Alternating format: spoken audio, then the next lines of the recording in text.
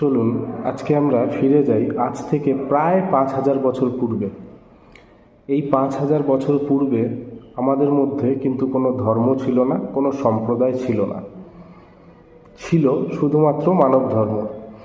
এরপর বিভিন্ন কুলগুরুরা এসে নিজেদের স্বার্থসিদ্ধি এবং অহংকার বৃদ্ধির জন্য তারা ধর্মগুলোকে ভাগ করেছে। আমরা কেউ হিন্দু, কেউ মুসলিম, কেউ শিখ।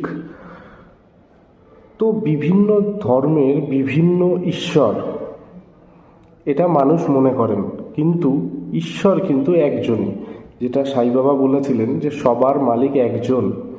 এই কথার গভীর অর্থ যদি বিশ্লেষণ করা হয় তাহলে কোনো ছোট শিশু যেমন তার বাবাকে কেউ বাবা ডাকেন, কেউ ড্যাডি ডাকেন, কেউ ভালোবেসে বাপি বলেন, কিন্তু ছোট শিশু যেমন বোঝে না ওই একজন ব্যক্তি, একজন বাবাকে নিয়ে বিভিন্ন ব্যক্তি বা বিভিন্ন বাচ্চারা বিভিন্ন রকমের ডাকেন, কিন্তু বাবা সেই একজনই।